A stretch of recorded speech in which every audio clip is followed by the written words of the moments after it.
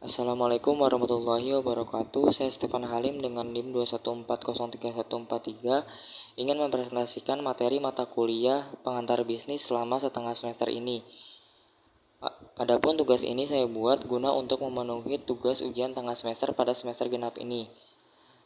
Dan adapun materi yang saya ingin sampaikan diantaranya yaitu seperti sistem manajemen produksi terbaik pada saat ini, kemudian model pemasaran terbaik saat ini, fungsi manajemen dan peran organisasi pada saat ini, kemudian pentingnya proposal bisnis, dan yang terakhir ialah bentuk-bentuk jenis perusahaan.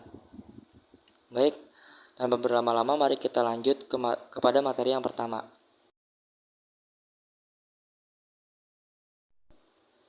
Jenis sistem produksi pada saat ini dibagi menjadi dua kategori, diantaranya sistem produksi intermitan dan sistem produksi berkelanjutan. Sistem produksi intermitan ialah sistem produksi yang mana mulai dan berhenti pada interval yang tidak teratur tanpa interval waktu yang tetap. Barang yang diproduksi sesuai dengan pesanan pelanggan dalam skala kecil di bawah sistem produksi intermitan. Kemudian, adapun sistem produksi intermitan terdiri dari jenis-jenis berikut. Yang pertama ialah arus produksi proyek, yakni di mana perusahaan menerima perusahaan yang melakukan satu kontrak kompleks yang perlu diselesaikan dengan biaya yang dianggarkan dan dalam jangka waktu yang ditentukan, seperti konstruksi jalan, kapal, bendungan, rel kereta api, bandara, dan lain-lain. Kemudian, alur produksi batch.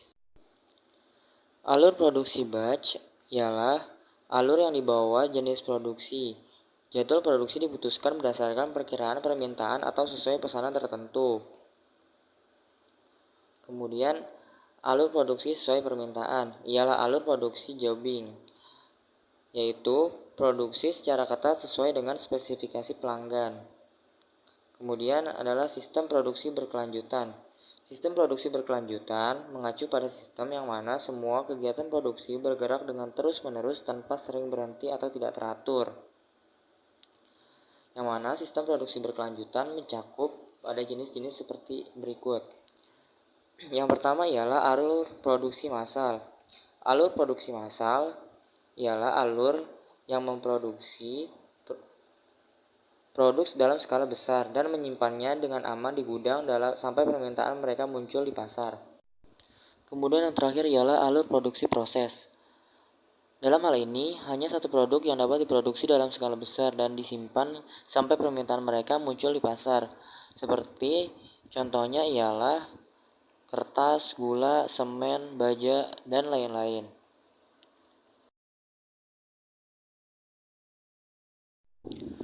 Model pemasaran terkini diantaranya terdapat 9 model. Di antara 9 model tersebut ialah yang pertama Artificial Intelligence atau biasa disebut dengan istilah AI. Artificial Intelligence atau kecerdasan buatan mungkin kita sudah sering mendengarnya di tahun 2020.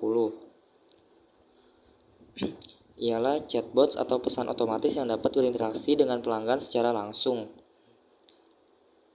Kemudian Programmatic Advertising atau biasa disebut dengan iklan terprogram, yakni mengotomatiskan pembelian iklan sehingga brand dapat menargetkan pelanggan yang lebih spesifik. Kemudian yang ketiga ialah peningkatan digital out of home advertising, yakni mengiklankan di luar ruang yang terpapar oleh tren pemasaran digital, yang mana pelanggan dapat melihat iklan dengan resolusi tinggi dan bergerak. Kemudian yang keempat ialah conversational and personalized marketing, yakni adanya percakapan antara chatbot yang berhubungan antara brand dengan pelanggan yang dapat meningkatkan komunikasi lebih cepat. Kemudian yang kelima ialah social media stories, yakni meluncurkan layanan video atau foto selama 15 detik yang digunakan oleh Instagram, Facebook, dan beberapa media sosial lainnya. Kemudian ialah video marketing, yaitu membuat video marketing ialah video yang dibuat seperti presentasi komersial untuk brand secara singkat dan dapat berkomunikasi dua arah secara langsung dan cepat dan serta mudah diakses. Kemudian display advertising. Display advertising ialah menampilkan video yang dapat meningkatkan click-through rate atau biasa disebut dengan CTR yang lebih dari 15%. Bentuk periklanan ini memungkinkan pengiklanan menggunakan informasi yang dikumpulkan dari situs web yang pelanggan kunjungi pada sebelumnya. Menyajikan iklan yang dapat dipersonalisasi dengan menampilkan hal yang memang dianggap penting bagi pelanggan. Kemudian yang ke-8 ialah omnichannel marketing. Omnichannel marketing ialah proses pemasaran di berbagai platform seperti media sosial, aplikasi, email, blog, hingga iklan luar uang. Sehingga pelanggan dapat berhubung dengan prospek di lebih banyak di titik kontak. Kemudian yang terakhir ialah long form content. Long form content ialah postingan yang panjangnya setidaknya 3.000 kata, menarik traffic yang sangat banyak karena menawarkan eksplorasi topik yang mendalam kepada pembaca.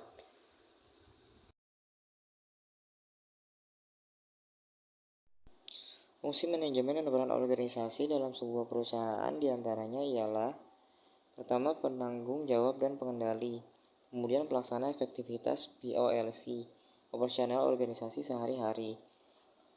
Ketiga ialah melakukan SWOT analisis. Keempat, pengelola SDM dan sumber daya organisasi. Kemudian kelima ialah menjalin akses dengan stakeholders. Keenam, pencapaian tujuan yang telah ditetapkan. 7, pengembangan perusahaan.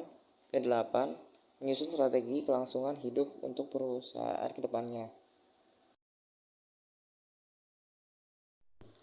Adapun struktur format proposal perusahaan diantaranya ialah pertama, pendahuluan, yakni yang mana bagian menjelaskan latar belakang jenis usaha yang kita miliki, prospek usaha yang di masa mendatang, gambaran keunggulan usaha tersebut, dan membandingkan usaha sejenis lainnya.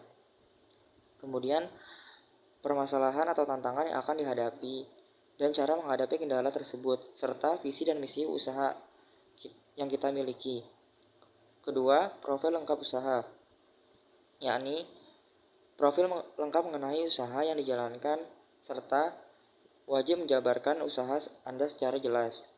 Ketiga, lokasi badan usaha, yakni mencantumkan alamat usaha yang jelas dan lengkap. Kemudian yang keempat ialah struktur organisasi badan usaha,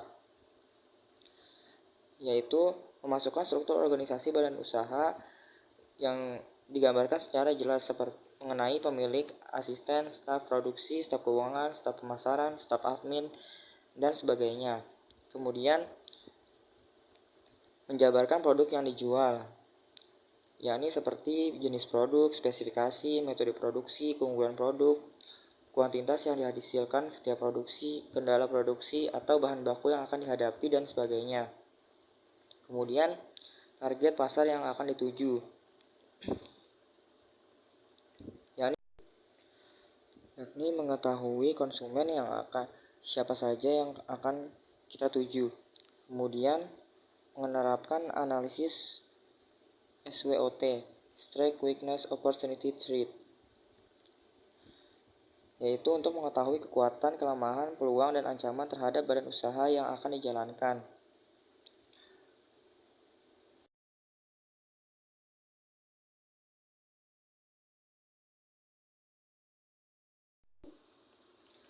Adapun jenis dan bentuk perusahaan diantaranya ialah yang pertama, perusahaan perseorangan. Perusahaan perseorangan adalah jenis perusahaan yang modalnya dimiliki oleh satu orang pengusaha.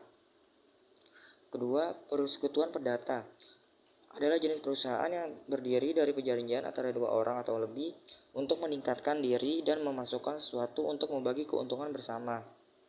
Ketiga, persekutuan firma adalah jenis perusahaan yang dibentuk dua orang atau lebih untuk menjalankan perusahaan yang di bawah satu nama yang sama. Keempat, persekutuan kommanditor CV ialah persekutuan komodit. Perusahaan yang terdiri dari 2 orang atau lebih yang mana anggotanya memiliki tingkat keterlibatan yang berbeda-beda di antara anggotanya.